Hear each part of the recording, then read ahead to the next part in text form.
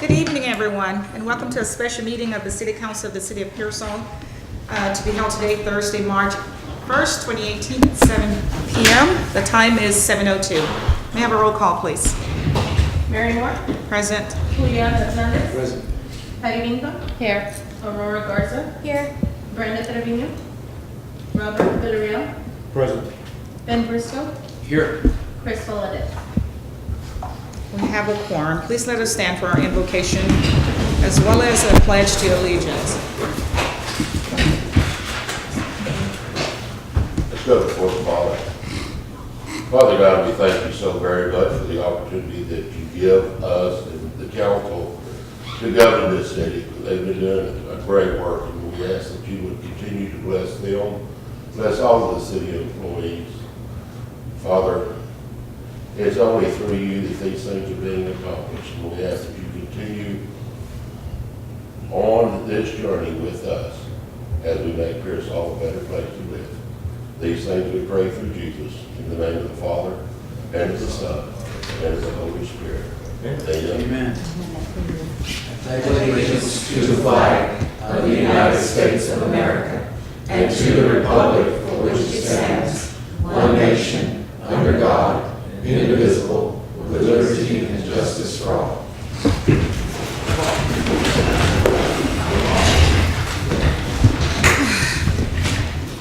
Item 4A, discussion and possible. Mayor, before can we move 4A down to after C and start with item B, please? Item 4B, discussion and consider resolution number 2018-03-02 to approve a lease agreement with Friel County for the use of election voting equipment supplies and to authorize the city manager to execute said lease agreement along with a ballot service contract. This is an action item. Entertain a motion to discuss, please. Motion to discuss. Ma'am, all in favor?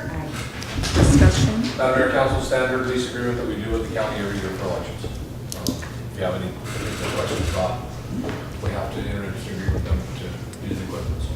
Okay. Is it done equipment? That's their equipment. It's the Automark. It's the piece of machinery that's going to be 88. It's $100 a day that we use it. So it comes up to $800.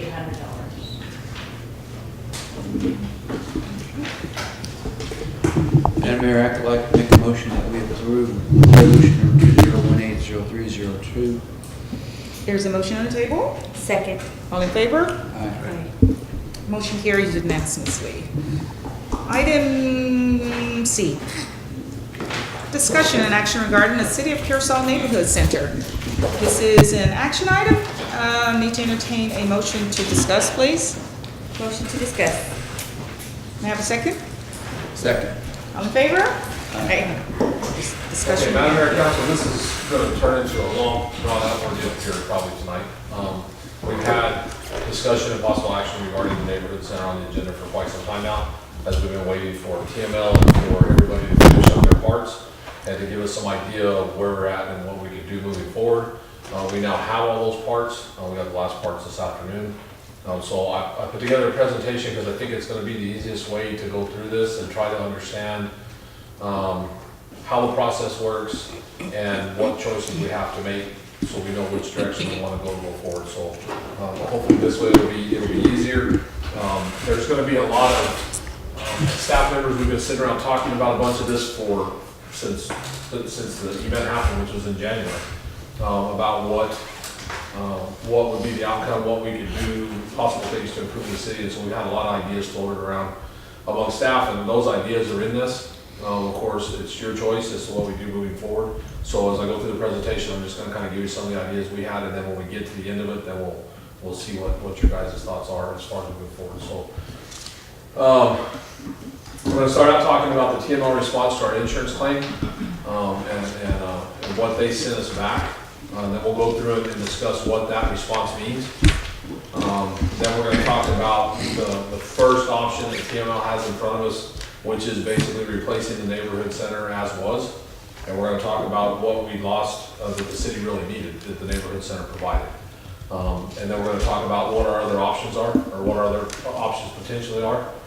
Next steps, then we'll go through some of those staff ideas, and then we'll have a discussion where you guys can tell us what you're thinking when it comes to this. So, the TML insurance claim, the date of the loss was January 14, 2018, so that was actually the day the fire occurred. We talked to TML the following Monday, but they dated the loss at the beginning of the loss on January 14. The notice of settlement was issued on February 21st of 2018, so that's when they put everything together and sent us back what we'll show you tonight and telling us what they were offering in the settlement. The settlement includes payment to the city for the remainder of the contents coverage. So if you remember, we did a budget adjustment, I think our last regular meeting, because we had already received one check for contents. The contents coverage was $105,000. We turned in $177,000 worth of quotes for replacement equipment, which was way above the 105. They told us to stop because that was enough, and so we met the full coverage there. So this check also included the additional $55,000 for the contents coverage. We've already done a budget adjustment for that, so the amendment that we have later doesn't include that money, but that money did come through, so just so we're clear on that. It also included, yes. For the record, Councilwoman Brenda Trevino, arrival 7:06, for the record. Continue. The payment, the settlement also includes an amount for asbestos removal, the central bathroom, as we talked about at the last regular meeting. They did a full asbestos assessment on the building. The only place that they found any asbestos in the building was in the glue under the tile in the central bathroom. So they included an amount of money in there based on the demolition quotes that they had received for what it would cost to remove that and to deal with it, however it needs to be dealt with. And then it has the demolition costs included in it, and then they provide what's called an actual cash value for the building. The actual cash value was determined by calculating the replacement cost value and subtracting depreciation. So basically what they did is they looked at the building, what was there, and said if you were to replace the building exactly like it was, this is how much it would cost. But the building was built in 1949, and you had all these things over time, just like you do with any asset that you own, it depreciates. And they took the depreciation off of it, and that comes down to the actual cash value. So the actual cash value basically is what they're saying the building was worth today. The replacement cost value is what it would cost to replace it. The difference then is the depreciation of the building. The check from TML for the actual cash value also included it was minus our deductible, and our deductible for the event was $2,500. So in the grand scheme of this whole thing, the deductible didn't really matter.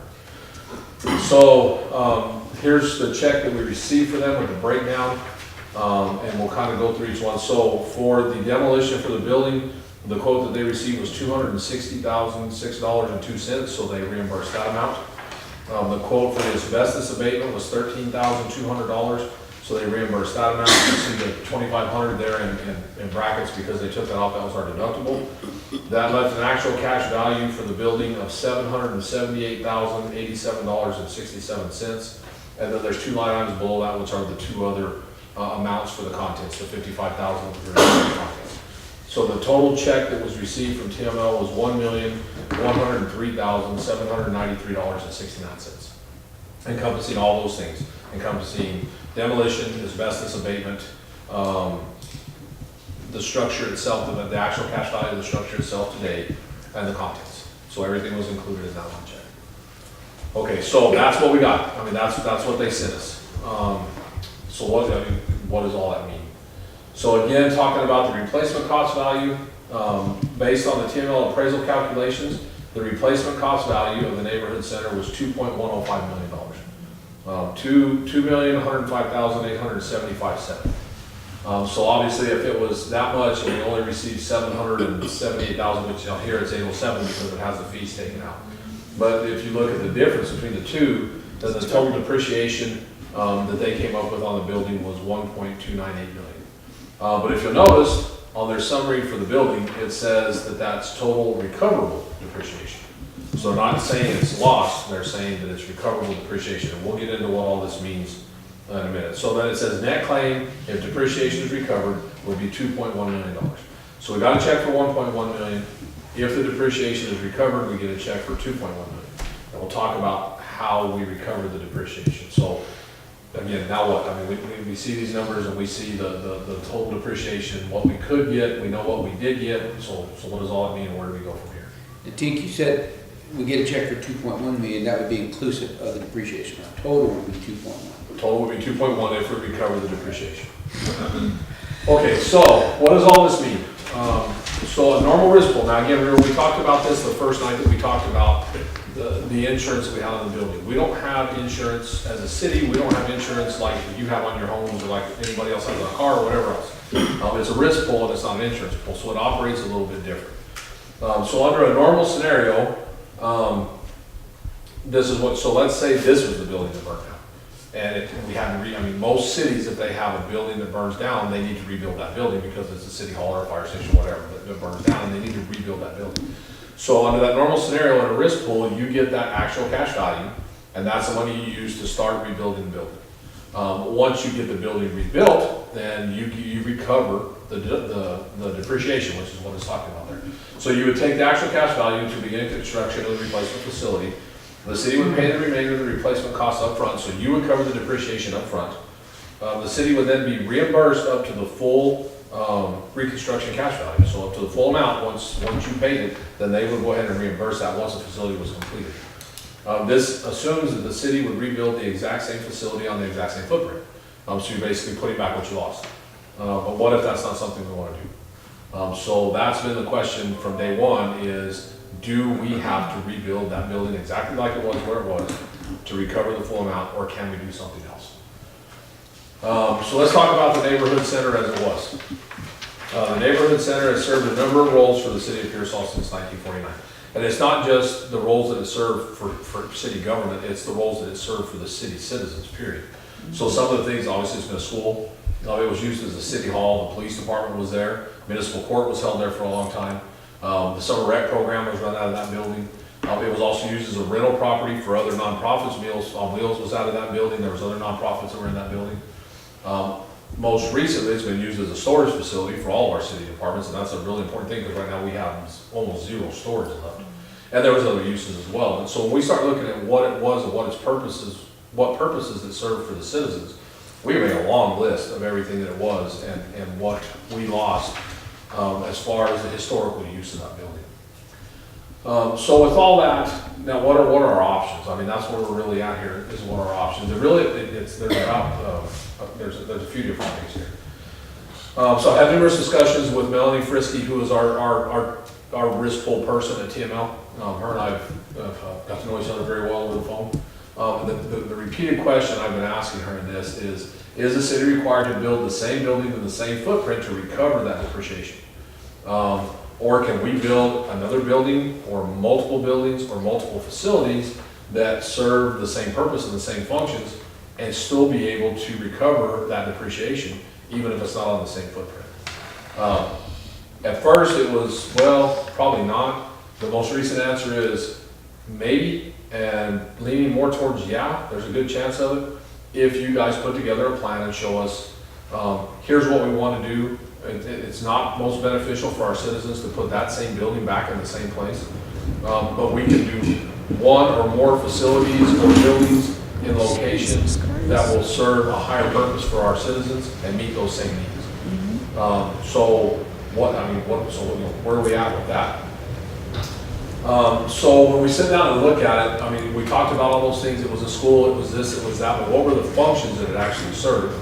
Well, obviously, most recently it served as a storage. I mean, it was a storage for everything the city needed to store. It's served a number of city government functions, from municipal court to PD, to being a city hall, to everything. Almost everything we do as a city government has been done out of that building. It served as a nonprofit space. It served as a municipal court. It served as a public safety building, and it served as a training and teaching facility. I can't think of many other things that we do that aren't covered in that. Public Works was having all of our utility departments were housed out of there at one time. Every function of government, every function of city government's worked out of that building at one time. So almost everything that we do has been served out of that building, with the exception of fire department. I don't think the fire department was ever in that building. That's about the only thing that wasn't ever in there. So by just laying out all the functions that it served, that if we can show a plan that does those same functions in another way, that is more with 2018 and not 1949 or sometime between now and then that's the kind of plan she's talking about, to be able to look at it and say, yeah, those serve those functions or some of those functions, and so yeah, we will let you recover that depreciation as well. So what it boils down to, we really have three options. The first option is the city can rebuild nothing and use the actual cash value amount for whatever it chooses to do. So, we have a check for 1.1 million, we could say we're done. We're gonna use, the part of that money is supposed to be used to demolish it and clean it up because we have to do that. But then the rest of the money, we can do whatever we wanted to. The second option is that the city could rebuild the network center, or the neighborhood center in the same footprint, just like it was, and obviously recover the 1.2 million additional, or the 1.2 million, or the 1.1 million we've already got plus the depreciation. So if we built the building back just like it was, we know at the end, the final payout we're gonna get from TML is gonna be 2.1 million and not 1.1 million. So that's an option. Or the third option is that the city can propose to build one or more facilities that meet the same purposes served by the neighborhood center in the same or other locations in the city, whichever the city may choose, to serve the needs of the city citizens. If we present a different plan to TML, they may allow the RCV to be utilized for this type of proposal. So, before we go forward from here, what we're really looking at is, the first option that's up there really isn't an option. We can't leave over $1 million just sitting on the table. We don't have enough resources to even consider to say, no, we're not worried about recovering that depreciation. We'll just walk away from it. That's really, I don't think that's really an option for us. I don't think that's a good option for the council to consider. So we're basically looking at the other two options. Do we just put it back like it was and then figure out how to utilize that building? Or do we look at doing something else to see if we can get TML to agree with us that that something else is a better plan? So right now, this is kind of the shape that we're looking at, what we need to do. Tonight or sometime in the very near future, we need to make a decision, the council needs to make a decision, how are we going to move forward with this? Are we going to rebuild it like it was? Are we going to propose something different and try to look at something different? Whatever those decisions are, the first one obviously meets the previous purposes and the determined location. If we're going to do something different, then we need to meet those purposes and determine what locations we're going to do that in. We'll put a proposal together, we'll take it to TML, present it to them, answer any questions that they may have about it, and then TML will review it with their board, and then they will come back to us with one or two. Yes, we're going to give you the RCV on those proposals, and you can count on 2.1 million to rebuild or to build whatever you're going to build, or no, we don't agree with that. At that point, then the council can decide, okay, they didn't like this part of it, so let's let's do something else instead, or they can say, no, we're not going to do that. You got to put it back like it was, and then council can make some decision whether we put it back like it was. So, some of the other ideas, we're going to throw some stuff out there. This is stuff that staff's been talking about. We've got 3 different, just general ideas that we're going to throw out here, and then we'll open it up, and you guys can tell us whatever you think about them. We'll go back and talk about each one of the proposals, whatever. Obviously, taking that building out is going to make a significant change to the park because you had this big building there. Now there's going to be a big open space. Originally, if you guys remember the draft 2018 budget, we had, I think originally Ram asked for $125,000. We originally had $100,000 in there. We cut it to $75,000, then we don't have to cut it out. And that was to renovate the park. There are numerous options available for renovating the park to meet the prior purposes of neighborhood center. Remember, one of the purposes of neighborhood center was recreation because we did run the summer rec. So we've got some things up here that we had talked about before. One of the ideas would be where the building itself is at now. After that demolition is done, to put a skate park in there. So if there's a skate park here in town, putting a walking path around the entire outside edge of the park, a paved walking path so people could go there and walk around the park and exercise and have something helping there. Adding in replacing the playground equipment that's there and adding in some additional playground equipment. One of the other ideas we kind of talked about a little bit, I think I talked about this with Councilman Fernandez yesterday. There's also an option here where we could, because we haven't started the construction on the splash pad yet, we could move the splash pad from the sports complex over there and change the funding source because we haven't paid for it yet. And we wouldn't be paying for it out of hot funds anymore, we'd be paying for it out of this. And put the splash pad over there, we could put a skate park and a splash pad both over there. I mean, they could go together. We talked about possibly some additional family areas up here where the building was at itself. The 2 biggest sycamore trees in town are right there in front of that building. I mean, those trees are beautiful trees. Some tables or some stuff under them with some additional family areas for sitting or anything else. I mean, we could do whatever we wanted to at that park. Even if you put the splash pad in there, the splash pad costs $120,000. We looked before, when we were weighing the options between a splash pad or something else, as staff, we looked at some skate parks. We saw some, skate parks range from $100,000 to $200,000. You can put a splash pad in there, a skate park in there, and redo everything else in that park, and probably do it for about $350,000 to $400,000, and that would be a nice park. Get the walking path around the outside of it, add some more tables and chairs, some more trees. You could really make a nice park. The As kids. far as the replacement cost, I mean, if we do that, will we be able to recover some of that? Well, so where we're gonna be at the end of this meeting is, if this is something we wanna do, then we'll put together a proposal that says this is what we wanna do, and we'll go to TML and see. But before we make any decision whether that's actually what we're gonna do, Right. we will get TML to agree, if you do this, then we're gonna let you recover the depreciation.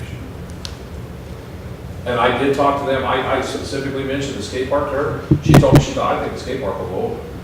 Because it's a summer rec program, and you're replacing a summer rec program with something that, and we're not really replacing the program, because we're not gonna ram off the hook, he's still gonna do his stuff.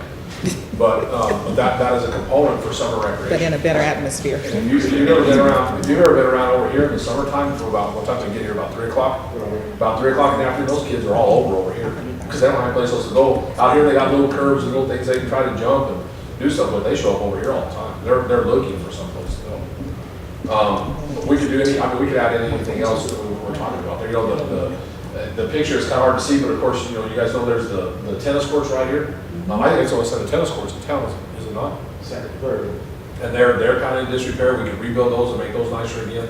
Maybe add some lighting to those so they can be used at night with the timers where you turn it on and you get 15 minutes of light or whatever. Councilor Hernandez had mentioned yesterday, we have this pavilion right in the middle. That's also a basketball court. So it's a covered basketball court. When there's barbecues or family outings, whatever over there, they end up sitting up on the basketball court to have their family outings. Maybe adding in another pavilion, a smaller pavilion with a couple of barbecue grills around it, so that if people are over there having a birthday party or whatever, they're not taking that recreation component away from the kids.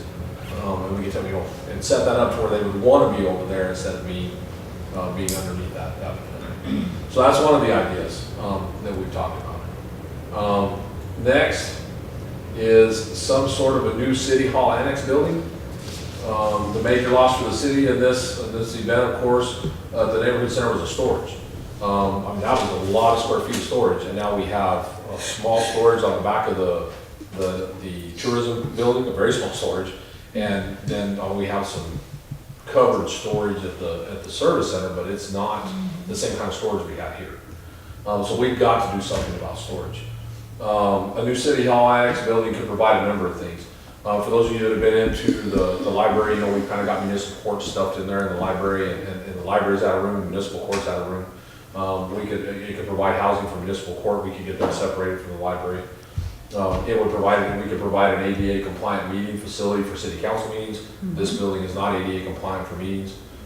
The safety issue, it bothers me every time we sit down. The councilwoman Trevino has her back to that door right where everybody walks in. I don't like the safety component of this building at all when it comes to council meetings. So we can set up a room that was actually intended to be a meeting room and not intended to be a lobby for a bank. Additional office space is another possibility, could be in there, and of course storage. We could make a big square building, half of it could be storage, and we'd actually have a secure place to store documents, and then we could do some stuff with that, or anything else we want to put in that building as well. So that's another idea that we had. The Civic Center, we've had a lot of other ideas floated at the Civic Center about doing stuff out there. An additional renovation could be completed at the Civic Center, which it could include adding in the adults, and there could be a combination of these put together too. The adults that we didn't approve on the renovation of the Civic Center, if we transferred the splash pad into this, then that money becomes available, and that would cover the adults without actually spending any extra money out there than we'd already planned on spending. Adding in a classroom facility off to the side of it where we would have actually have meeting rooms, so we could try to start recruiting small conventions to come in here. If we could get a small building with 6 classrooms that'll hold 50 people, now all of a sudden we've got a facility for a convention of 300 people or less to come in and utilize. Making the suggested additions to the pavilion that were talked about when we did the previous deal, or any one of the whole 2, or the whole 3 ideas, or anything else that we decided to do out there. What else could we do? Of course, these are the things that we just had come up with, keeping in mind the original plans of the neighborhood center were, and what, as we look at the other options, So anything we wanted to do to the park, I think we could probably get that approved. A new city annex building, I know we could get that approved because that's obviously the same purpose. It's just different location. Additional renovations and or additions to the civic center, I think that might be something that might fly. Or any combination of these. I think we could do a little bit of all of it. Or anything else that you guys come up with. I mean, that's, there's a lot of other options out there, I'm sure. You have an estimated cost of the city hall annex? Because, no? No. And I think, Prefab or? I think we look at everything that we want to do, or everything we want to try to do, and come up with the best 2 or 3. And, if the park becomes the primary thing, we figure out what it's gonna cost to do the park. And we design the building to what we have left. We don't design the building for a cost. We design the building to the cost and don't let somebody else design the building at a cost that we can never meet anyway. Okay. So TML is open to a plan to do something different as long as we meet the original purposes of the neighborhood center. Again, there's the 3 options. Take the money and run, which I think is a horrible idea, but that's an option. We can rebuild the neighborhood center as is. We know we'll get the rest of that depreciation back if we do that. Or we can come up with a plan and go to them and say, this is gonna serve our citizens better, it meets the same purposes, and let them determine if they'll go with it. Melanie has been, at first, I'm sure, these guys get claims all the time, and the longer we've worked with her, the assessor we had, the appraiser we had for TML that came in, Nick Baggett, he really spent a lot of time talking to her about this as well, and told her, you need to let them do something different down there, because it'll be better for them. And she finally started listening to them. And so the last conversation I had with her was really good. And she's like, you put a plan together, you bring it to us, and we'll see if we can get it done. But that's choice of yours, whatever you decide you want to do. And so at that point, we'll just leave it up there. You guys may have some other ideas. And if there's some other ideas, let's have them in and talk about it. So there's kind of 2 or 3 things that we can do now. We can spend the next hour or 2 figuring this out and doing the best that we can do and trying to get moving forward. We can lay out a bunch of ideas and let it sit for a week and come back and talk about it again. Whatever. When we get to the action item, and the action item, I'm gonna recommend that you guys go ahead and approve the demolition. We need to get the demolition done. We have a building over there and those guys, I guarantee those kids are still going over there running through there, and we gotta get that stuff out. Okay. So that part we know we're probably we need to get done. The rest of it doesn't have to be decided tonight, but the sooner we decide it, and the sooner we get in front of TML while all this is fresh up there, the better off we're gonna be with getting them to agree to let us do something different if that's what we want to do.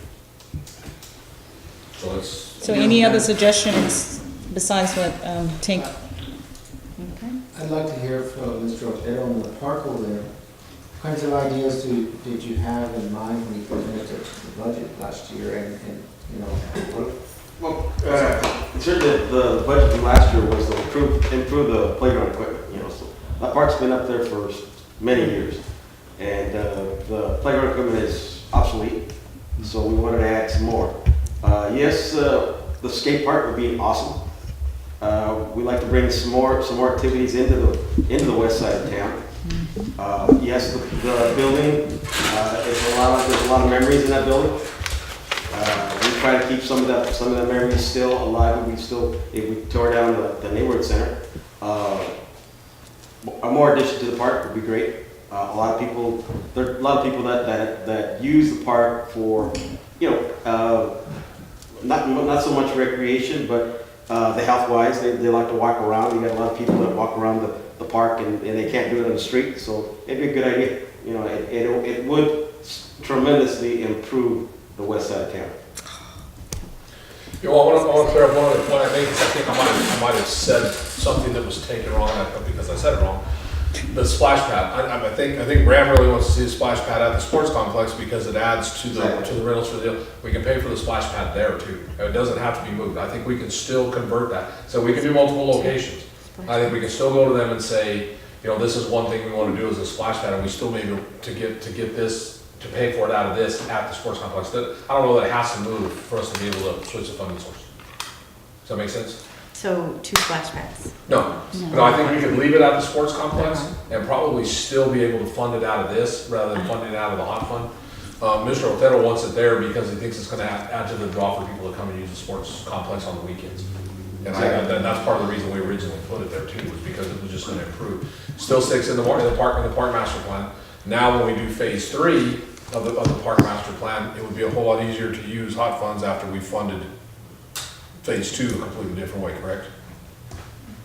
So now we can look at a third option out there for the regional park, and maybe, you know, after we see what we do this year, after we see what we do on the audits, on the hot fund audits, maybe have enough money to go ahead and start a third phase out there at the sports complex.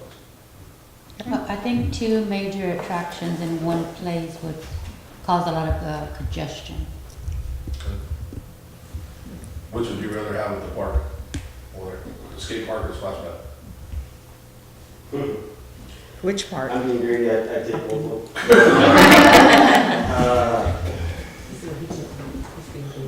Probably what we would do is probably do a survey, you know, get the kids in here. We've had. They're gonna tell you years skate. ago. They've been coming to me, Ms. Yeah. Moore, where's the skate park coming? I said, we'll see, we'll see. There's also. I'm telling you now, the I mean, both of the projects would get the people and the kids. And think of the safety, because you see a lot of these kids now in the street skating, you know, in the gullies, whatever. So that would draw them from that and put them in a safer place in the park, you know, on the west side. If, I'm not talking about cut, if we did both, but we're gonna do one And one at the at the complex. complex and one there, which one would you rather have over there? Skate, I got a lot of skating. If we build Yeah, one that's what splash he's- pad at the complex, In the to skate me it park. seems it's gonna be a lot harder for these individuals, for these kids to walk all the way from, if they don't have means of transportation all the way to the complex. Either you have both of them where the individuals or the kids that don't have any, don't play in baseball or softball or whatever, but have the project there or the means there to do what they gotta do. They'd be a lot closer, a lot safer for them, still having to walk on the street and back and forth. So you're saying the skate at the west side, on the west side? I would have 2 splash parks. Do that. 2 splash parks? One at the complex and one at the park. Just do, but if we could do a smaller version over there. We can just get the Snowzilla and put it between. There you go. Hey. We could do a smaller version at that park over there. Yeah, the skate park and the small Ah. version over here. A smaller version, yeah. That would be nice. With all due respect, I'm just excited because, I mean, I live like 2 blocks away from the park, and Yeah. it's always been an eyesore. And I just look forward to that, for that park to be renovated, you know. The equipment, you know, I have grandchildren. I would love to bring my grandchildren or walk from my house to the park, you know. Because right now I can't do that because, you know, the equipment It is is so dangerous. obsolete, it's so dangerous. And I would love to see that park renovated. And like I said, it's been an eyesore for years and years and years. And it's time for us to start investing in that section. area. as well. Agreed. And we're gonna send a brand new road right in front of it pretty quick. If you guys approve the flow. Now, as far as the equipment, would it have like canopies on top? So, I mean, for like some of that. Kind of like the county. Right. I'm sure. It's up to us to pick it. Oh, okay. That's not where you guys want to put it. Yeah, we can choose it. Council, can you imagine how many people we bring in? Not only the residents of Pearsall, but people from surrounding cities? Yes. You know, like the splashback, whatever we got at Old Pearsall Road, right up on the south side. Oh, yeah. Oh, yeah. That place is Bringing in packed. people from, I took my grandkids maybe 4 or 5 months ago, and I was talking to people there from Bristol City. Yeah, Wow. if we build something like that, you know, maybe we'll bring in the people into Pearsall. And that's a good way to start revitalizing that part of town. I mean, that could be a picture perfect park over there, and we have the opportunity now to do it. Madam Mayor, Yes. I think maybe a way we ought to start looking at this is decide between the 1, 2, or 3 options and kind of see what the council wants to go. I like 3. I feel like, and I'm prepared to make a motion, even though, and we can talk a little bit more about going the third option where we put a plan together and we can throw out these ideas and they can formulate it, send it back in a short period of time, but that we go ahead and make a determination what the council wants to do of those 3 options. And I'm prepared to make a motion if there's any other discussion. Because Just about has to the still direction be- that we want to go. Business item with multiple motions. Can we do a business item with multiple motions? Or can they just do it?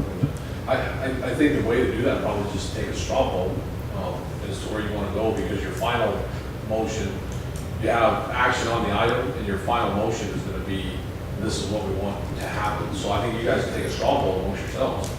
Right now, it's not- I'd like to see it, council show of hands who would like to go with the third option and see who, see what we can, see that we can maximize the return from the TML. Okay. I'm for that. So, Okay, so, Option three. so all of the, Okay, refresh my memory, what is option 3? Option three is trying to do something different. Option one is taking the money and running. Okay. Option two is putting the neighborhood center back just like it was. Option three is looking to try to build other. To try to, we've got Cover our 1.1 million, but it would be to get another $1 million. Yes. So we would have a total and then we of still have 2.1 the million. plan. And then we determine the direction we go, and then we formulate that, this, that, whatever. I'm in favor of going for 2.1. Okay. I think we all are. I'd like to see the park in that area over there, us put as much as we can into it. And then if that is enough and we have money, we can maybe It would be, how big the other building needs to be. it would be difficult to put $2.1 million into the park.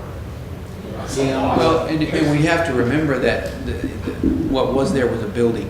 And if we did $2.1 million worth of playground equipment, I mean, they may go, wait a That would be minute. like Yeah. a little We're gonna bend the different. rules a little bit to let you put the buildings to facilitate all these things, storage and meeting room and Meals on Wheels. I believe we could safely plan on $350,000 to $400,000 into that park. For the park. Mm-hmm. And with the rest of them going someplace else and get them to agree to that, because that covers the recreation of all the stuff that will do. I think we can get them to agree.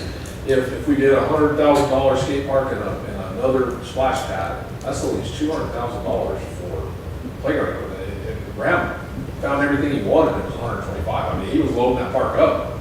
Do we have- And then looking at the path around it, I mean, that's gonna cost us a little bit too. Is there electrical hookups around the park? Excuse me? Do we have electrical hookups around the park? 'Cause Yes, inside the theme park, yes, there is. Around the fence area? No, not around the fence, basically around the middle. Because I remember the Fiestas back in the day, Exactly. and they'd have to run cords out to the fence area. Those kinds of things, because there's been a lot of Fiestas over there in the past. Can't wait. Cinco de Mayos and etc. Yes. And so, just to kind of revive all that, that's the You know, I'm not suggesting we put all the money into the park, I'm just saying, we need to do the best we can to the park. Oh, yes. absolutely. And then move on with the rest. Lighting and the whole 9 yards. Yes. One other thing, I mean, we've got that park fenced off right now. Do we want to keep it fenced off or want to open it up? Fence, probably, for the safety. Fence. Because he locks it up and, well, it's been locked up at Who's night. about to say that? Yes, sir. No, one of the issues I've noticed when I go over there now, over there by the vet, there's no parking. Well, where the building comes out, we can make some more parking too. I mean, part of that could be part of it. In front of the area. We have a little bit of parking that was in front of the building, but once that wall comes down, and we can move it in a little bit and have plenty, that put, at least double parking on the wall. And blacktop that. One other thing with that, we've been asked by, I don't know how many thousands of people to try to save that archway. And that's one of the things we told the demolition crew we wanted to do, was to try to somehow save that and seal that thing and keep it. So that would be part of the renovation of Part 2 would be, Okay. it would almost become the gateway into the park instead of the gateway into the building. So, I just want to say that growing up on the west side, going to that park, so many memories, so many childhood memories of fiestas, playing at the park, with my brothers and sisters, and it just moves me that, that we would be able to give back and do something great for these kids now, and Made me it's cry. awesome. Let's do it. okay, straw, let's do a straw poll then, on the park itself. Something right here. From here. How many of you have an interest in putting a skate park over there? What? Oh, Oh, shit, I We're just can't talking about vote. lunch. If you guys both follow, that's great, we'll put them all in. Skate park. Okay, so everybody likes that new skate park. A second splash pad. Wow. Second basketball court. More playground equipment. Is there enough room? Complete, I don't know what the word is, tear out every bit of playground equipment we have over there and all new state-of-the-art equipment. Yes. I'd like to know about the state-of-the-art equipment. I think I brought this up at one of the last meetings, and I bring it up because I have a grandson who's autistic. Is any of the equipment going to be autistic friendly? Any kind of sensory items? We'd have to. Yeah, it has to be ADA compliant. Yeah, so it would have to. Okay. I think all, the splash pads are sensory, those are sensory operated. Yeah. It's go here, this happens, so that's part of the reason those things are designed that way. Where you have to activate something to get it to happen, because it's about sensory. I just don't want to leave anybody behind. If there's kids in wheelchairs, are they going to be able to, play with something on the playground? What's that park in San Antonio? Morgan's Morgan's. Yeah. One of the other things that had come up, and I don't remember who it was that brought this up, but one of the other things that had come up was about maybe trying to do sections in the park when we did the new equipment. Was that you? Having one area that's for little kids only, there's games or things that are meant for little kids. And then you have other stuff that's meant for middle-sized kids, and then you have the other regular stuff too. We could have a section of the park that's, there's a handicap section of the park. Challenge kids. Wow. I don't see any problem with doing that. That would be nice. Okay, so skate park, second splash pad, playground equipment, all new playground equipment, tables and chairs. Nice picnic tables and chairs. Everybody agree? Yeah. Okay. Barbecue pits, anything? Oh, yeah. More trees. What, the walking path would probably. Walking path. A smaller pavilion for parties, little parties. Everybody like the idea of the smaller pavilion for parties? Where do you think we are dollar-wise? Nowhere. I'm just asking. It's mobile lighting. About 300,000? Yeah, I'd say we're probably about 300 right now. Okay. The other thing that I know we do movies in the summer. Is that where you're hosting something? Yes, sir. Okay. Maybe, do you need anything for that? Like seating, theater, stage, anything? Bigger screen. Just a bigger screen? When the wind blows out, it's big enough. Hey, we'll take the one that you don't use. And the kids are sitting where? On the ground when they're watching the Where they movies? sit. Yes. They bring up, Kind of have a blanket thing. Some ground. and we'll have it now. How many benches do we have in the park right now? There's not a lot. There's only just around, I think there's maybe Around six. basketball court. Right, we'll get those, the ones that are the one-piece ones that are covered with the heavy plastic, would have the holes in them, so they're easier to clean. We can get those things for $400 or $500 per table. You put 20 of them out there, that's a lot of seating.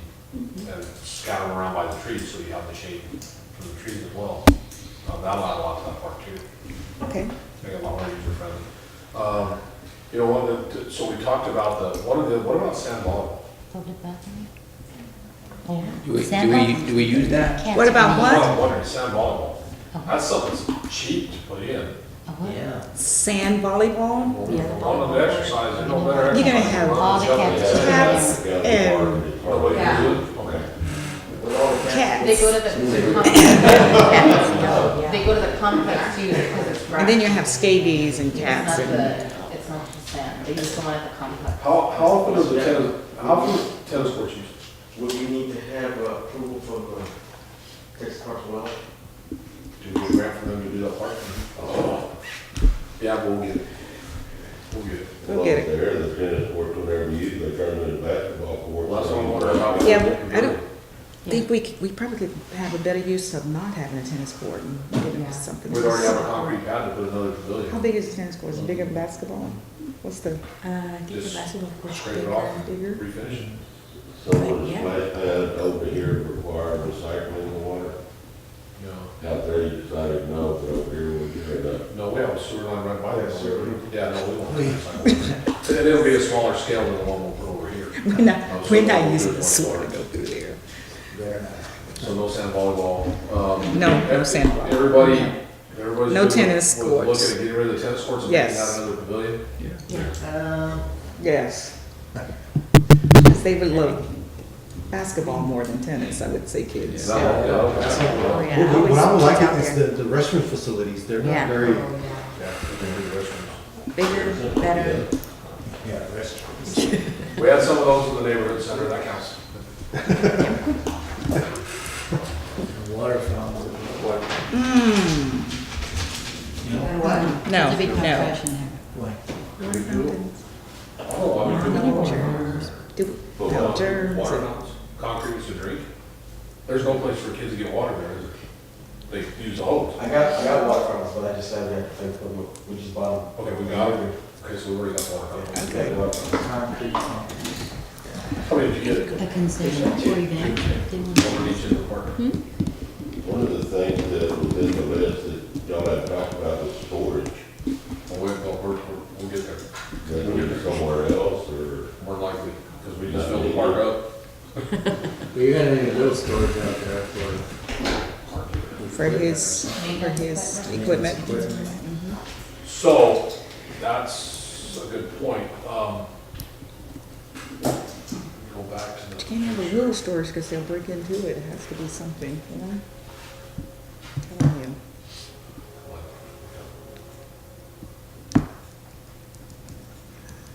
Okay, so looking at the picture, this horseshoe was the part that was built in 1949. This portion back here in the photo was the addition that was built in 1960. That's where the PD was at when it was built. There is also this little building right here and this little building right here that we had them include in the demolition estimate, taking those out as well. But for a storage building, probably wouldn't take much to redo one of them to make it into a storage building and keep one of the original buildings. What condition is it in? Well, they're brick. I mean, we probably have to do a new roof on it. But that's about it. I mean, they're brick and mortar buildings. They're pretty solid. It's just the roofs are in bad shape. And paint them and put a new roof on it, and we probably have storage buildings. That's something we can do. Well, does the police department need storage? Do they need storage? They have put things in a bin or something? Well, we bought 2 connexes. Actually, we bought 3 connexes over there. For evidence, we have. We bought connexes. one for them to store stuff in, then we bought 2 connexes to move the evidence out of this building over there. We got all the evidence in one, and one of them's full of 8-liners right now, because it's evidence, which that wouldn't be there forever. So they have one extra. There's a little small part on the back of the building there that was meant originally, I think, on the new PD, that outer building was meant to be a garage where they could work on their own vehicles. And we never used it for that. And so we cleaned it out. One of the things that the PD lost in there was a PD gym, where they had a weight machine and a bicycle and a treadmill and some other stuff. And so we cleaned out that building over there. We've already replaced the exercise machine, folks. So they have a brand new exercise machine. PD now, so those guys can go in there and exercise. The rest of it, we're looking at trying to figure out how we can fit the rest of it into that existing structure they have. Storage though, yeah, Peter's already asked for another storage building. Somehow, whether it's a connex or a small building. He's asked for storage building because he doesn't have any storage now. So we were looking today at maybe getting 2 or 3 more connexes real quick. If we don't buy them, rent them, so we have someplace to put stuff. Because the back of the tourism building's filling up quick. And that's it, that's all we have right now. And the little bit of room we have left in Old City Hall, but it's full 8-liners too. That's all. But the reality, the storage component, what we need, we've got to find we got to have some secure storage for city files. Well, that's the other thing, we lost 50 filing cabinets full of city files over there in that building. They burned the ground. So we've got to get someplace that's more appropriate for storing our files to make sure. Luckily, that stuff was all old, it probably was past the day of getting rid of it anyway, but that could have been important stuff. So I think with what you guys have got on that list now, we're probably right at 400. And I think, we can get somebody to come in and look at it and put there's plenty of people who do Parks and Wildlife does Park Design. Get me hold them real quick and have them put a design together and tell them, let's get it worked out pretty quick. Would you be able to get a bid for like the annexation as well? I mean, to add to the city hall? Oh, we'd have to. Oh, to add to this building? Just a proposal or? Yeah, we could. Well, that's something that we don't have up there that we could look at is adding to this. My only concern with that is we lose parking. Every time we add to this, we lose parking. And during the day, the back 2 rows of the parking lot, we basically can't get to because it's all people who work on Main Street and park over there. And we can't tell them no. But that's one thing we can look at for additional storage. Anything else on the park? That's hard to say. I've got so much to move through. Okay, we got a list of things to look at adding in there under the recreation component. We'll estimate that we're at about $400,000 with that. I think that's pretty close to that. So that would leave about 1.5 million, not leave 1.7 million.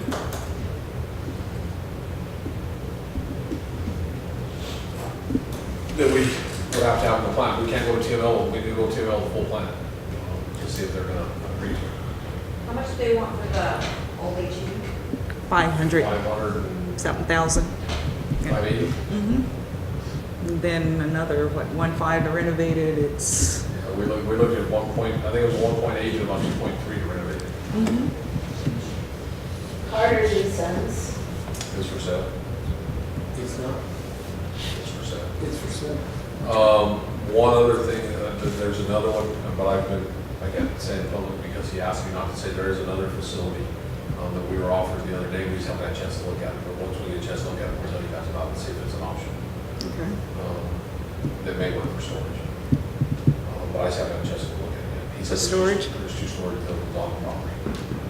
So we'll try to go over and look at it too. At the 1.7 million, okay, so we have 1.7 million left, so everybody in favor of funding the splash pad at the sports complex out of this instead of out of hot funds? And so what does that do for where do we put our hot funds? Just keep it, put it someplace else. Wait, I thought we were having 2 splash pads, one over there. Yeah, and one over there, but the one at Okay, the sports so it'll- complex. Do you think Yeah. that would hurt our chances to do that? I don't think so, because it's a different facility. Well, then, here's another thing too, is I mean, my immediate answer is sure, that's fine, but using a figure of roughly $125 a square foot to build and finish out a building, leaving a little bit of money to buy dirt, that leaves us the ability to build about a 12,000 square foot building, which we gotta have storage and these other things that would be beneficial, offices and so on and so forth, so, certainly understand, I concur that that's a great idea with the park, 400,000 there, whatever else, but we really need to think too, the catalyst of them TML approving this is that we're gonna replace something of like kind, and I was telling Tink, I mean, we don't wanna put a 5,000 square foot building there, I mean, we need to think ahead, because we need the space, we're growing, need a lot of, it's just the space is valuable and this is an opportunity to do that. So again, now we could probably get it built for less than $125 a square foot. That's probably pretty complete, but just as an idea. Yeah, so that's right at about 12,000, still leaving 100,000 or so to buy dirt or whatever. Even if it's a prefab, would a Well, I prefab think do? that's what we need to look at. Like a Prefab steel building. building? Yeah, that would probably be even cheaper. I'm going worst case scenario. I mean, $125 a square foot, pretty complete. I mean, That's a building like this. Yeah, pretty fancy. Mm-hmm. Yeah, I think steel building, we're probably looking at $80 to $90 a square foot with it finished. Nice floors, whatever. And of course, if you're gonna build up buildings, the idea that we had was a big building where half of it is storage and half of it becomes council chambers, municipal court, that stuff. Back out the building, you don't have to finish. Back out the building, you're insulated, but you don't have to finish the floors, it's just a concrete floor. It doesn't have to be carpeted, it doesn't have to have any walls, it's just a big building with some shelves. And so that gets even cheaper. And that allows you to make that building a little bit bigger as well.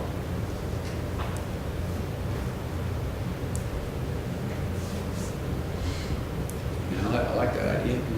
I'm thinking, my thought process is if we went with the other 120 for the other splash pad out of this as well, that's still 3/4 of the money going into, a new building. And I don't see a block at that.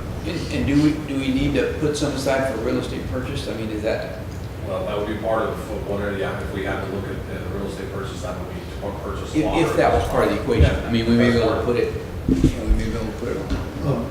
I have a question. Why would we not use the hot funds for that other splash pad and allocate money from here instead of, I'm just curious. My thought on that is, when we did the park master plan, that was phase 2, and then we talked about phase 3, and we'd have to wait till we put some more money together to do phase 3. If you paid for phase 2 of this, you can already start looking at phase 3. To phase 3, which is the. Whatever you guys decide, we never came up, we talked about the potential of a covered arena out there, we talked about maybe adding in some other sports facilities, and a couple other fields, whatever. But that would make that money available to do phase 3 and be able to actually do more. That would be the main reason, that'd be the only reason, actually. And I dovetail off of Robert's comments, which is valid. Hot tax is going to continue to grow. This is kind of a one-time deal. So we need to kind of think about maximum. And just a thought. I'm kind of the same way. Because it's a whatever you call it. It's unfortunate, but it's kind of a good thing. Not a good thing at all, but we're going to benefit, so we need to maximize that because hot funds can continue to fund. Just a Okay. So 400 to 500,000 in the park, and the rest of it Annexation? in the new annex. And the new annex. Everybody good with that? Yes. Okay, so we will get to working on a plan, and we'll put a plan together, we'll get some quotes, we'll get some people in there to help us design the park, so we can show you what the park will look like. I know it's gonna happen fast. We'll get some idea on what the park would look like, see what we can figure out as far as the annex goes, and get some stuff put together on that. As soon as we get a plan put together, we'll have a special meeting and go through it all, and if you guys agree with it, then we'll get it to TML. I think we need to do all fresh. I think that's the thing. Is this property available? Probably. Across the street? He offered to trade us that property at one time. Of course, now if we really want it, I'm sure it's not tradable and sellable. Nobody who owns it, but I know I like him, and I think we could probably work out a deal for that property. It's just, makes sense. Oh, that would be sweet. Yeah. That would be. By next week? No, that would be sweet. That would be sweet. Make it nice. Well, it would make our function a lot better. Yes. It would make functionality a lot better. You have everything, library, it becomes a library now, it's just a library, they do library things. And if we design it the right way, we maximize the space in there. Municipal court can use the chambers during the week, council has the chambers for meetings. We get it ADA compliant, where we don't have to worry about that anymore. And maybe put a few other offices in there too, where we have some room for growth. And then have the back end of it be storage. And then everything's right here. Our records are stored right here, whatever we need to store right here. Madam Mayor, I'd like to make a motion. Well, we have to approve the demolition as well, so that needs to be. No, that's gonna be in the next, no. Yeah, that does. Yeah, demolition That's right. plus whatever you're gonna say. Okay, so I'm kind of confused on this, and I didn't get a chance to talk to Bobby about this before the meeting started, but I'm hoping he can clear it up. When I first talked to the people at TML, my understanding was that this contractor that they had do the quote for them to determine what the demolition cost was gonna be was their contractor, and they paid them directly, so we didn't have to worry about going through a bid process because it was over $50,000. But they sent us the money for the demolition, and so when I called the lady, I was like, okay, wait a minute, that's over 50,000. We have to go through a bid process, it's over 50,000. They called me back today and said, because it's emergency demolition work, we don't have to. Is that correct? Yeah. Okay. So we already have a quote, that company's given the quote, we have the money for it right here. So we know they're gonna come in and do it at that cost, and they can mobilize like that. So in the motion, I would recommend that you approve the demolition with the company that provided the quote, so we can get it done. We were also gonna pay for the demolition of those two other buildings, but you're gonna take that, scratch that off? Well, we're gonna look at those tomorrow, and we'll keep at least one of them. Okay. And we may keep both, we may be able to store a lot more in one or something, with a little bit of rework, and we'll start working on it. And that'll be part of the park renovation, is fixing those. That one building's got a doorway enough to get a lawnmower in, right? Yes. Yeah, so that's probably what we'll end up doing. And just get the roof space on the paint. That's what they look good, instead of the way they look now. Okay. And Madam they're Mayor? off to the side, they're not central to the park, they're right on the edge of the park, so they're not gonna take away from anything. Madam Mayor, I'd like to make a motion. Yes, sir. Madam Mayor, I'd like to make a motion regarding item 4C that we approve the demolition process to be done by the company that gave us the bid, and authorize the city manager to keep one or two of the smaller buildings if they look like they'll facilitate the park out there. And then also in the same motion, I'd like for us to consider what was presented to us as a third plan, which is to try to recapture the depreciation or an additional $1 million to get us up to that $2.1 million figure.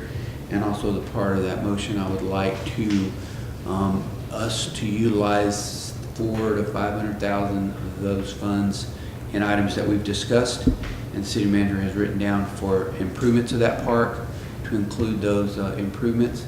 And also as part of that motion, I would like for us to look at the feasibility of putting an annex in one of our other locations, or in a location that would fit well with our current city hall for the remainder of those funds. That's direct staff to develop a plan. And direct staff to develop a plan, and I want it in 1 week. That is my motion. I second. Motion on the table by Councilman Briscoe, second by Councilwoman Benton. All in favor? Motion carries unanimously. I'm excited. Yeah. Yeah.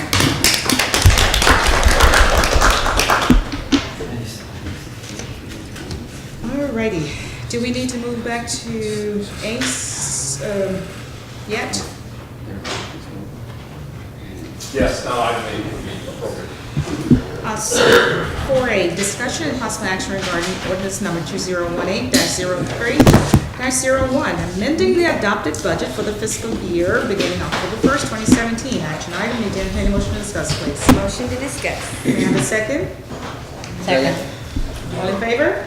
Aye. It wasn't a work, it was an action item. Yeah, we've got the workshop. We'll get there. Ready? Yes. Okay, Madam Mayor, Council, ordinance number 2018-03-01 is related to the check that we received from TML. And so if you look at the attachment A, on the attachment A, what we're asking is for the council to approve increasing the budget for account number 014749, which is insurance claims, from the previously established amount of 115, which we got by, we had 10,000 in the original budget, you added 105 because of the contents claim, so we'd already added that. This is the additional money, the $1.048793.69 million dollars. By adding that to that line item, which would amend the total budget to $1,163,793.69. And to approve the expenditures of under line item 015-101-355 for $273,206.02, which is the demolition cost. And we went ahead and put the line item in there for the building construction, which is the $775,587.67. That way we establish a line item. We have to have someplace to put the money.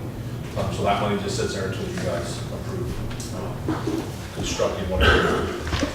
So that, it says building construction, that's building facilities, that's the part, that's everything. That'll be the line item. Okay. Any question? No. Yes. I have a question that's related to this and, the depreciation amount, would that come along as we're building, if we're building, or will it be after the fact? So that's part two of the negotiation with TML. Under their risk management protocol, you pay up front, you get reimbursed. And we're gonna work it. We'll get it figured out. The reality is we can make it work either way. because in any given year, we have a budget of 5.5 million. And so we could front pay that and then reimburse it and put it where it needs to go. So we wouldn't have to go find the money to do it. We can make it work. It may take a lot of budget amendments if we can't get them to front load the money, but we'll figure it out. We'll be able to get there without causing a lot of problem or anything else, not doing anything wrong. It just may take a lot of work to do it, but we'll be able to do it without finding the money. Any other questions? If not, we need to entertain a motion to address this ordinance, please. I'd like to make a motion to approve ordinance number 2018-03-01. There's a motion on the table. May I have a second, please? Second. All in favor? Motion carries unanimously. Now, before you allow item B, please go to 5A. 5A, Yes, ma'am. Yes, ma'am. council workshop. 5A, discussion regarding the city of Pearsall master plan. This is a discussion, so we don't need a motion. Yes. Wait. You wanted to the workshop. She didn't open the workshop. Okay, entertain a motion to open workshop. So moved. Second, Second. all in favor? Aye. Time is 8:08. Yes, sir. Madam Mayor, Council, so the whole purpose of having the meeting tonight was to do a master plan workshop. Of course, all this other stuff, we had to put it on in front of it. And quite honestly, I mean, what you guys talked about tonight is part of what the master plan would have held if we did. At the last council meeting, you guys authorized the new position, which was a community planning and economic development director. And even though he's not officially on the payroll yet because he had to give 2 weeks notice at his previous job, he is here tonight to talk to you guys about master planning. We had some money in the budget to do this, the master plan, and we had talked about getting somebody from UTSA to come down here and help us get through the process because we seemed to be kind of stalled. We weren't really going anywhere. But because of his experience, we're going to give it a shot and see if he can get us through the process and save the money. So he's got a presentation he wants to give you, and Uche, it's all yours.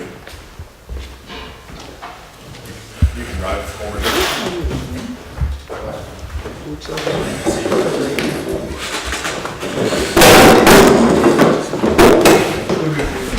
Mayor, council members, good evening, everyone. Good evening. Just push the right button and then change slides. Anyway, Yeah, if you just click anywhere. all right, I'm going to introduce the process. Mrs. Jackson asked me to come here and introduce the master plan process. If you notice, I termed it comprehensive. It's actually a comprehensive plan that I'm proposing, not a master plan. Because master plan is not, in this day and age, master plans are rigid. They are what you call blueprints. So it's not something that cities want to do.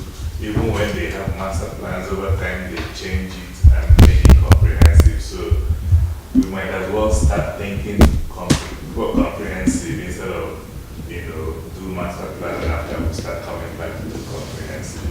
Master plan will be part of the comprehensive plan. So the planning process, it entails visioning, goals identification. The general idea here is to get a vision statement where we want to go, what we want to achieve. But the key thing there is it has a lot to do with public participation.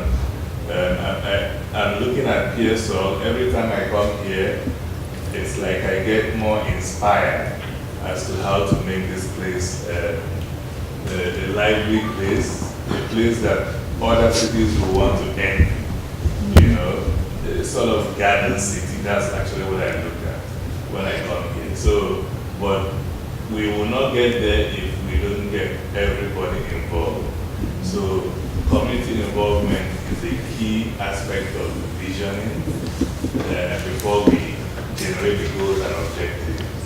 And the second stage is evidence gathering, which is also a key stage. I've been listening to Mr. Jackson talking about the neighborhood center. These are some of the things that will come up when we're gathering evidence, because there's so many issues, so many problems the city is encountering now. Councilmember Garza talked about, the need for children, and, she went back memory lane. There are things people will want to recapture. These are things that those community people when we get them, involved, other than just planning without their input. They may not like what we're giving them. So we identify land use, demographic, housing, economic, characteristics. Transportation is also one key element that we need to focus on, especially in this sustainable development era. One thing I always ask cities whenever I go around, when I first came to the US, I lived in Plano, and I asked one of my parishioners in church, why is it that Americans, they are always into cars? They don't want to look at other forms of transportation. Again, coming from England, you can appreciate where I'm coming from, because I don't need a car in England, and I will function. I don't need a car, even though I have it. So the guy looked at me and asked me, do you know where you are? I said, yes. He said, this is Texas. That trucks are the next best thing to horses. So I just kept my mouth shut. But it's something we need to look at. And the next stage is creating alternatives, issues and options. I was very happy when Ms. Jackson, even in this neighborhood center, there were options. So there's always a need for options for you to make an informed choice. And then you evaluate the alternatives. Again, public participation is involved. In all the stages, there is public participation, except in the actual planning, the actual design. That's where the technical people come in, but they will have done their, and then the final step is create a plan. We adopt the plan, and then we implement the plan. Another key element of this, which makes it comprehensive, is the fact that we need to review and revise the plan. That is the difference between the master plan and comprehensive plan. This is a cyclical process. There is always, an element of review because things change. I was wondering whether you people will choose the option of putting the community center the way it was in 1949, because then that means there is no element of review. Times have changed, people are evolving and all that, so we need to move with the times. Fine, there is need to preserve certain historical, but in terms of the community center, I'm not sure. Back then, there wasn't this ADA in place, so if we're going to put that means we won't be ADA compliant, so things are changing. Now, let me just quickly go through a schematic explanation of what I just described, the planning process. Like I said, a community-wide vision, it leads into the comprehensive plan itself, which is the overall framework. And then we have, because of the nature of Pearsall, and even most cities, you may take on the comprehensive nature of this process. However, there is a need to do what I call incremental planning. Incremental planning is, in the short term, there are things that have to be done. Like that neighborhood center is will fit into incremental planning, which is the box at the right side, small area plans, Main Street program, the downtown development. It will be part of the incremental plan because looking at Pearsall, it's good we are having a holistic approach to the planning process.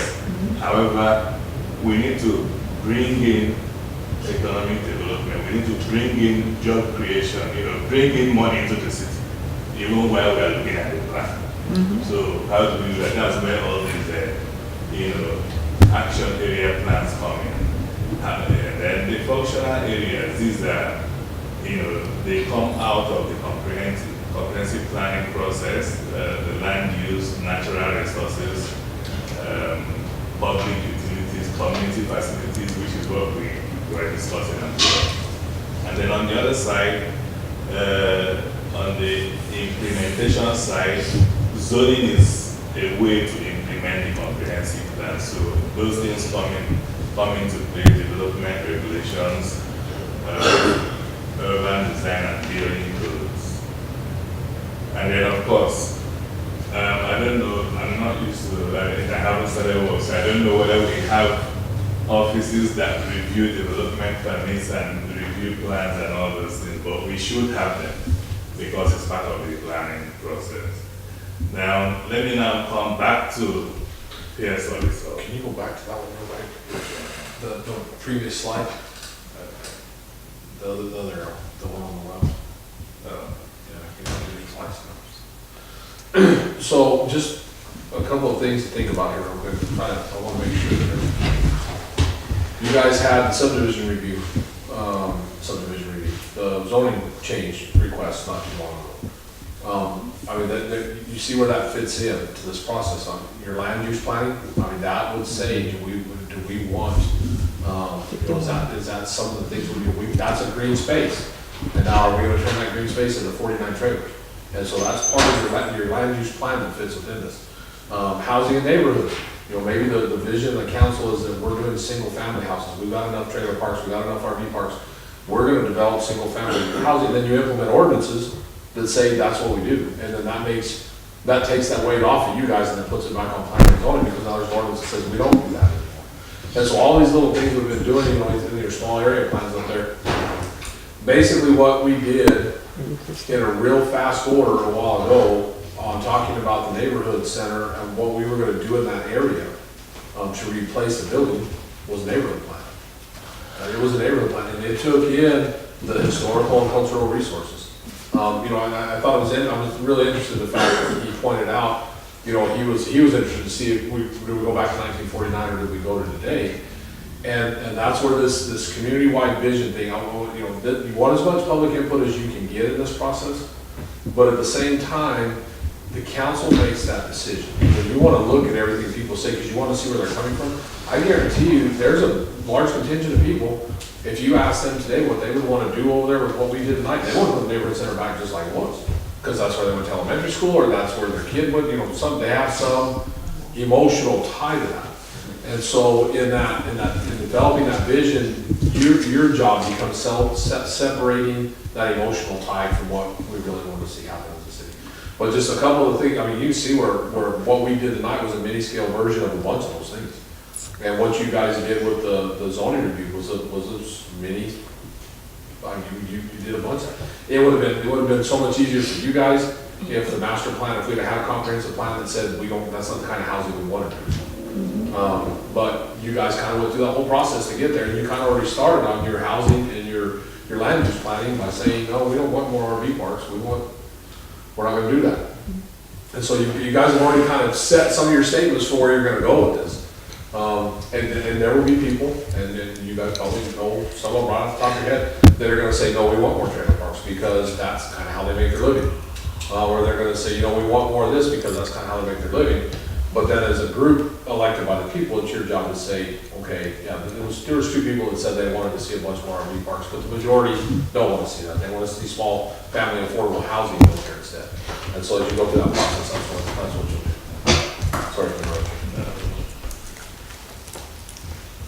Okay, so I now want to introduce, coming down to Pearsall. I gave a broad brush of the planning process, but coming down to how it fits into our situation, because we are a small city, we have to take that into consideration. We're not a big city like Houston, so the approach will be slightly different. The planning process will be the same, but the approach will be slightly different. So introducing the comprehensive plan, obviously we have to, take into consideration the policy context.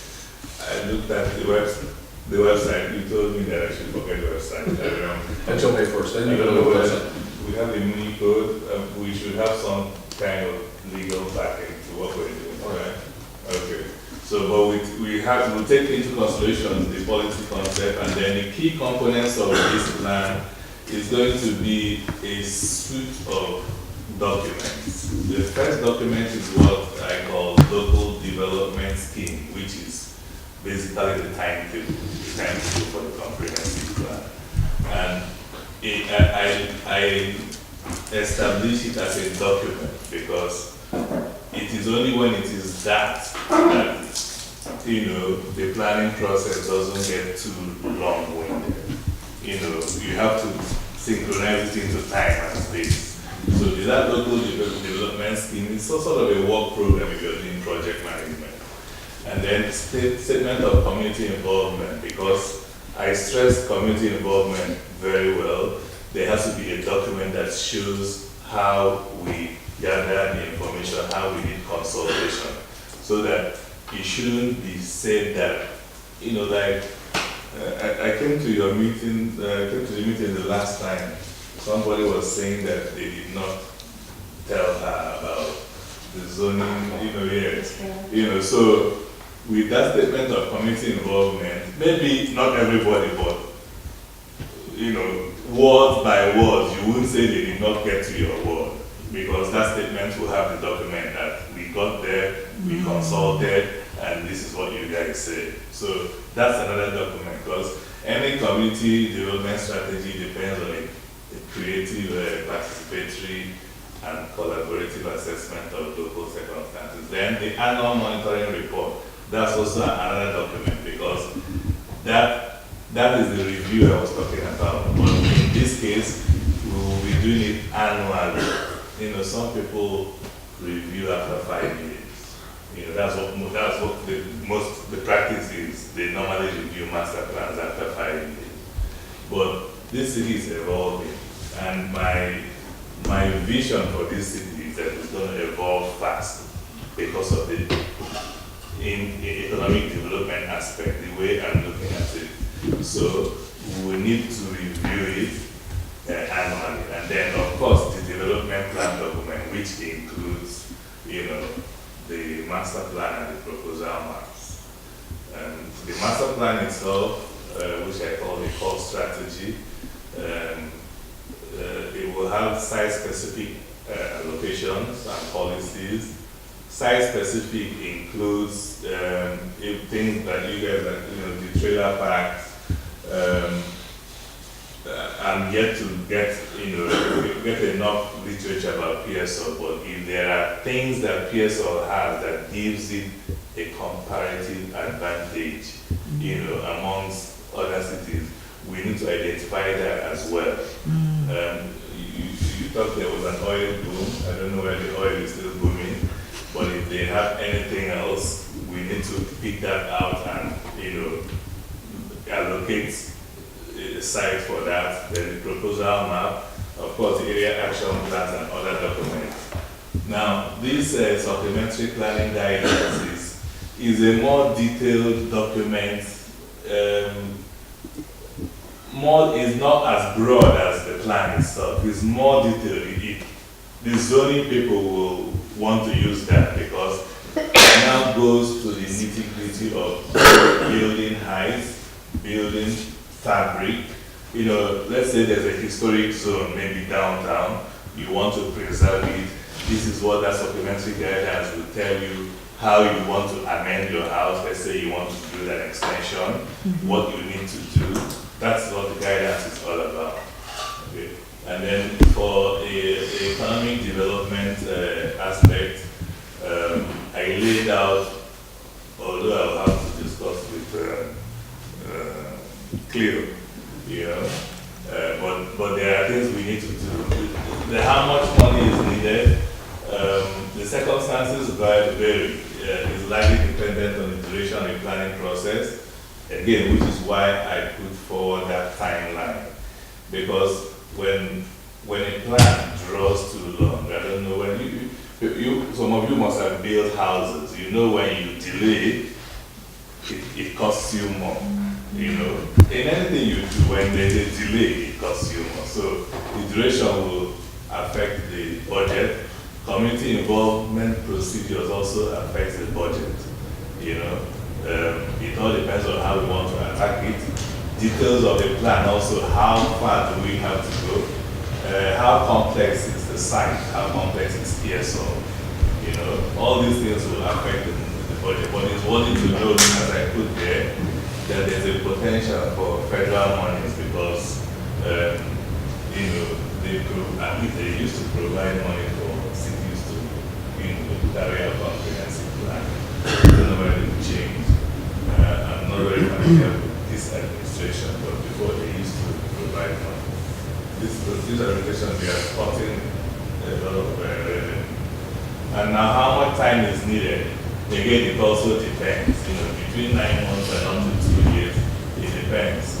The things in red means more time, and then the ones in green means less time. So this is our initial effort. It may take a longer time because we're going to go over it, you know, it's like a learning curve. And if it has to have widespread public involvement, it's going to take a little time as well. And if there are divisions in the municipality, you know, like you said, the community, some might want 1949 building, some might want modern building. That argument can elongate the duration of the process. But if we have available staff, it's a lesser time. You know, we don't need to go around looking for people to draw up plans and all that.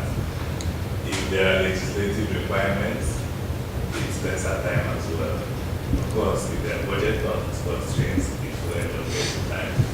But these are some of the things that we need to think about. And then introducing community development itself. Like I had said before, you know, this is a small city, but the key concepts in community and neighborhood planning is, you know, it based on principles combining the advantages of city life, which is actually why I love community planning. You know, it combines the aspects of city life with, you know, access of rural life. It's like you're getting the best of both worlds. You know, city life where you have the jobs, rural life where you have clean air. Where I live in England at first, it's a place they call the Lake District. Retired people go there. It's not just the cleanest place, cleanest in terms of the air, you know, plus less pollution. Again, we don't have as much traffic as we have in the US, so very, very minimal pollution. So those are the things we think about, and that's another thing we need to also agree on. How far do we want Pearsall to grow? Do we want to preserve the small town feel, or do we want it to be a big city? Because, you know, if you ask me, that small town feel, as long as you make it very livable, there's no point, you know, putting all kinds of businesses everywhere just, you know, for the place to bubble. That small town feel is very ideal, but that's my own opinion. And then the economic development in targeted areas is needed because you have to keep a good economic base to keep the city alive. And then there are federal programs as well that support community development, supportive social services. The possible goals are laid out there, facilitating local economic growth and improving the physical design. Now, the second part, improving the physical design, this also enables businesses to come. Because I remember the first time I talked to Councilman Hernandez, he made a comment that, you know, it touched me because he said businesses don't like to come to Pearsall. And I'm like, okay, we're going to change all that, because imagine what will happen when you're coming into the town and the whole place is, you know, there's a lot of vista, what we call vista, visual amenity. The whole place is visually pleasing to the eye, clean, you know, everything is well in order. People will want to come here, they'll be like, I never knew this place existed. You know what I'm saying? So even as we are making that drive to bring businesses in, when they come, they'll see that this is a place to, put their business. And then provision of public services and, that we tailor to the community members' needs. This is another aspect that it may involve some expenses, but it is very well needed. The last meeting I attended here as well, I had Mr. Jackson. I think there was a debate when we were talking about annexation, whether we would just leave them with their, they didn't have water system, which is something I did not think would be still happening in this 21st century, but people don't have water system. That's something we need to make sure, because I don't think it's actually healthy, in terms of health. But we were looking at the costs, okay? That's why we're saying if they want it that way, then take it that way. But we should be able to actually guide them towards good, healthy living. So if we can provide public services, at least we can do it incrementally. Again, this is where incremental approach comes in. We can do it incrementally, a small portion, maybe the downtown area where we need the businesses. We provide good public services, and then we expand as the money comes into the city. We will get there. I'm very, very positive. So I was looking at a situation where maybe if there's any super block, this is like an infill development. If there's any super block around downtown that either is derelict, there's nothing there, or the buildings are worn out, we may look towards creating a complex like this, which is where these businesses I'm talking about can come in, design it, this is just a schematic diagram, just design it carefully in such a way that it will be functional. All right. So the idea here is, because we don't know the type of businesses that are going to come here to invest. All right. But whatever business that are going to come here to invest, they will want a place where their corporate image, because that's another thing businesses look at, the corporate image. Their corporate image will be enhanced. So they wouldn't want to come and then locate in houses that are, old, or houses that are not functional to their needs. So that's why I just put forward this image, just like in a place. It may not be downtown in the core of downtown, it can still be outside, but somewhere where they come and do their business and go. But it's like a business improvement district, something like that. I don't know like that. And then in the supplementary planning guidance I talked about, these are some of the kind of designs that you will see. I was talking about the building heights, more details, color scheme, fabric of the building, something like this. These are some of the things that will be in that supplementary planning guidance. And the consultation I talked about, we can create what we call activity week, or planning for real, or briefing workshops. These are all ways of involving the community. Yeah, the planning for real is it's more visual, where I don't know, you will know about that. So the architects do that as well. It's a workshop that you put presentations and show the community the kind of proposals that you are looking at. And then, of course, we'll have to consult with statutory bodies like TxDOT, the water companies and all those things. So these are all things that we need to look at. And then the third aspect is sustainability appraisal, because we have to have regard to sustainable development. It's not wise to plan for today and kill tomorrow, as it were. So it's always good when we plan for today, we make it possible for future generations to also survive instead of, forgetting that we have future generations. That's why that sustainability appraisal is there. So whatever we're doing, even in that neighborhood center, we ideally, most people don't do that, but ideally, we should carry out sustainability appraisal on that type of development to make sure 50 years, 100 years from now, whatever we put in there will still be relevant or will not mar them from doing what they want to do. 50 years from now, Ram's still gonna be taking care of it. So to conclude, the planning process, like I said, there's need for a vision that reflects where we want to go. And the planning is comprehensive in nature with aspects of incremental planning. The issue of money will be taken care of when it comes, and then the timeline also. The community involvement is crucial, and then we should have regard for sustainable development. Thank you. I got a couple of questions.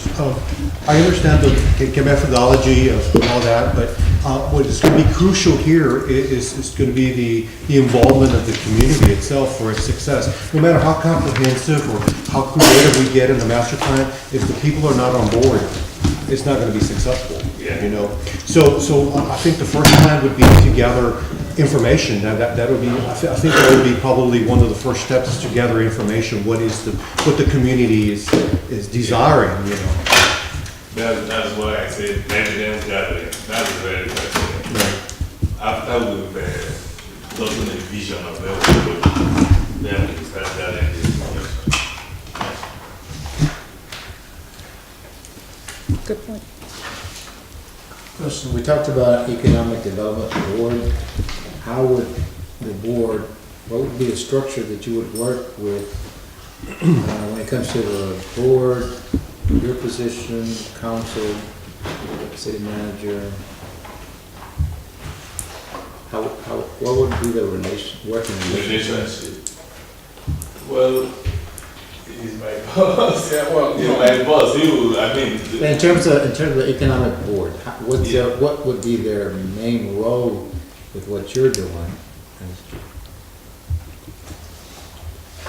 I think the economic development board here is gonna be a little bit different than where he came from. We'll have the creation of the economic development board on the next regular council meeting because we talked about that in the last one.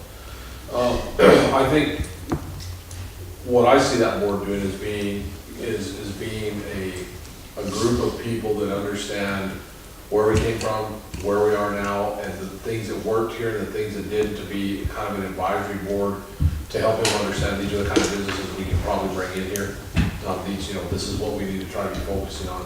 We've got, all these potatoes out here, maybe we can try to get something in here that's a secondary to that, where the money's being made, or peanuts or something, to kind of give ideas to kind of drive that process.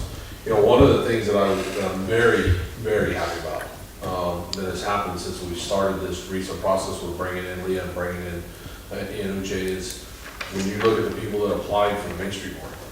We've never had young people apply for the boards. We bring in some young employees, guess what? All of a sudden, we got a bunch of young people applying for the boards. And we got people that got small children, or people that are wanting to have children here and raise their children here, that are now starting to get involved in these things, and they're starting to want to be part of this stuff. And I think that's going to bring a whole different component to what we've been doing, because every time we need a board or we do something, we've got the same people, the same group. I love Dave Ritchie to death, but gosh, I get tired of seeing it. This whole thing that we're doing now is bringing in a whole different bunch of people that are wanting to get involved now, or wanting to participate. And the fact that there was so many younger people, not that we're old, but we're old. The fact that we had so many younger people come in, those are the people those are the people that we really need to hear from in this master plan, in this comprehensive planning process. Because they're the ones that know where they want it to go. The other generations of people that we use, their vision and their input is going to be what makes them money, what sets them apart, you know, for retail. Where these younger ones are like, hey, you know, my kids are coming up, I'd like to see a Chuck E. Cheese here. You know, what do we have to do to get a Chuck E. Cheese? I mean, those kind of, you'll get ideas from that group that we would never get from that other group. And I think if you meld the two together, that's gonna, I mean, I think we're getting to a point where these committees are gonna start to get to where they're really, you know, not only bringing in good, solid ideas based on our history, but pushing us to do something that we haven't done before, and give us ideas to do something that we haven't done before. And then he's gonna go get those businesses again here. Is there a template or something that we can maybe use as a guide, or, you know, because a lot of it's going to be information gathering. Right, and so I think, I mean, I asked him just to do a general presentation tonight on the whole thing. And I think when we get done with this tonight, then the next step is for him to put that timetable together, because the timetable sets out those parts. And then, so it's, you know, the fact gathering, well, the fact gathering, you gotta have some public meetings for that, and then, you know, that gets the public in here to talk about it. You kind of, I mean, I've done these before, I don't know how his vision is for driving this, but we've had a comprehensive plan committee. There was one group that kind of was involved in it too, so it wasn't the general public out there didn't see it as all our elected officials were just trying to drive us to do this, because in all these I've done, the council members weren't at those meetings. When we had those public input meetings, most of the time the elected officials weren't there. Because we wanted them to come in and tell us what they really thought. We wanted them to come in and say, this is where we want to see it go. And you normally have a survey or a questionnaire, and you have them fill it out, and then you take all that stuff and put it together, and then you guys see all that stuff and look at it and say, okay, it looks like the majority wants to do this, looks like the majority wants to do that, that's what we're doing. So I would think the next step would be the timeline, and with that questionnaire, and start, I mean, because we got to develop the questionnaire right. Questionnaire is important, because there's some general templates out there for the questionnaires, those questions don't, some of those questions don't apply to us. Right. But there's probably some things that we need to look at here that do apply to us. Yeah, because when we had that business forum, the questions there were kind of so a little vague, and they were a little, you know, they weren't that informative. Or I understand that there were information gathering tool, but it didn't go into depth what exactly, you know, was Right. needed or required, or, you know.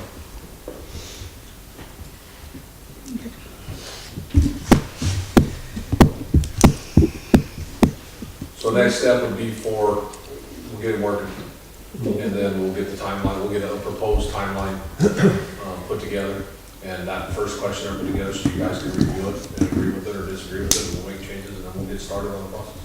I think the main focus of all of this should be, where do we see ourselves 10, 15 years from now? What do we want other people to say about this community?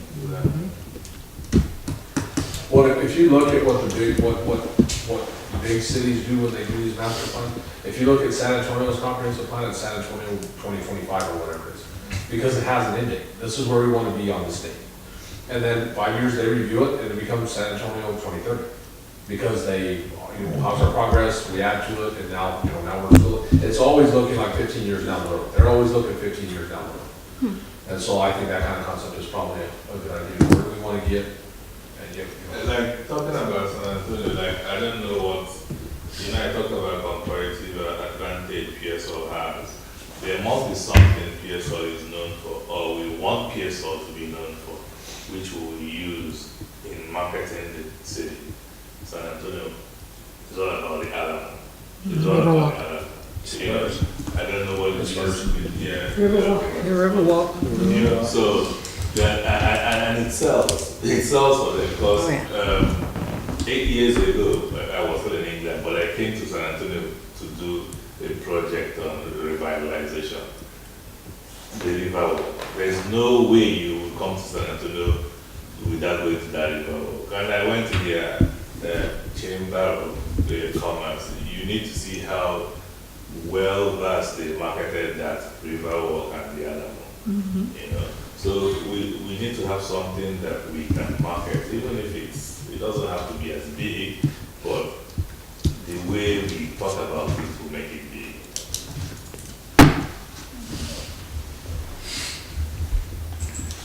Okay, any other questions? so as soon as he'll be here a week from tomorrow. Yeah, starts on the 9th. Okay.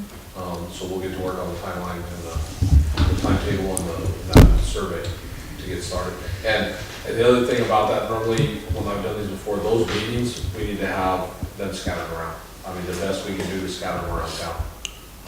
You know, if we saw the neighborhood center, you know, that'd be a nice place to, you know, have one, look maybe the church over there, or, you know, we'll talk to them and have them in the different parts of town where the people are comfortable coming to their own part of town to talk to us.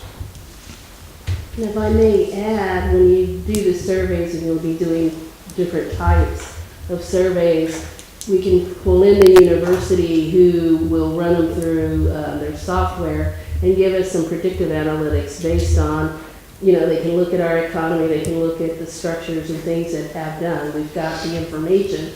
They can gather it all based on the research that Lucy has done and working with the different departments, getting these surveys back that are geared towards collecting the kind of data we need. Then they can do predictive analytics that'll actually give us a really good information about how to move forward that is based on solid foundation information the data's been crunched and says you can sustain this type of business, this is what your community is more favorable for, this is the direction you need to go, build on this side versus this side, improve streets this way first before this way, and then the community says, why are you doing it that way? Hopefully the data will support and we'll have some justification why we're moving in one direction compared to another. Awesome. Okay, any other discussion or question? If not, we'll close the workshop. Entertain a motion, close workshop. Motion to close. Second. All in favor? Aye. I need to go back to 4D. So 4D, discussion and possible action regarding City of Pearsall Master Plan. This is an action item. You can entertain a motion to discuss. Motion to discuss. Second? Second. All in favor? Aye. So the action could be based on what we just direct staff to put the timetable together to develop the starting survey. Okay, you need to entertain that motion. Motion to direct the staff to put the timetable together to get things in motion. Second. All in favor? Aye. All righty, item 6. Before, Wait. one announcement. It's not on the agenda. We don't have an announcement, so I'll make an announcement. We had talked to the council before about what was happening with Meals on Wheels. The deadline for the first bunch of the participants was the 23rd, and so they've been cut by whichever one of the two programs. There's two different programs that takes care of seniors here in the county. The one through ACOG was the one that was actually cut on the 23rd. There's another program that goes until March 23rd, or somewhere in there. The day that our ACOG seniors were cut off, the San Antonio Meals on Wheels program picked them up. So they have no lapse in service. And we met with the San Antonio Meals on Wheels folks today and the Medina County folks. The last time we met with the mayor and I met with them, they had said they were going to try to put together a contingency plan to pick up for Medina County to pick up our seniors because we lost the funding. The Medina folks are still trying to figure out what the actual cost would be for them to do it forever, long term. San Antonio folks told us today that they would continue to take care of our seniors until there's a stopgap, including to the point if the Medina County people can't figure out how to do it, San Antonio's going to try to figure out how to do it. The second bunch, when they get cut off on the 23rd, San Antonio's agreed to pick them up as well. We have about 72 seniors in Frio County total. They didn't have a breakdown of how many are in Pearsall, how many are in Dilly, how many, we know there's one more, but that's the only one they didn't have a breakdown. Long-term solution, a couple items that we may have to look at in the future. One, they had a building that they were doing it out of here. Now that building's not available. Community council on that building or something, and so now that building is really not available. There's another part to Meals on Wheels that I never realized until we talked to them and everything, and it's actually a socialization part. It's a welfare check on those people. It's showing up at their door and talking to them and giving them something, because a lot of times that's the only person these people see during the day or during the week or whatever. So they have a secondary component to that, which is they actually have a part of the program where they serve the meal on a location that people all go there and eat at that location. That's something we've been missing here for a while. So I volunteered the Senior center. library, the community room, the library today for that, if they need to use it for that, to allow those people to come there and be served there. All they would do is, they would bring the meals, drop them off, people would show up, and they would eat. But that would give them a chance for that socialization until we could figure out something else, or we'll just leave them there. I mean, it's for seniors, so it doesn't matter. If we need to do that, we'll do it. The Medina County folks today did mention that at this point, they think the cost for them to pick up the program, they get reimbursed, even though we lost, the funding that we lost wasn't the funding for the meals. The funding that we lost was the funding above that covers the drivers and the vans and the gas and that stuff. It wasn't actually the food cost.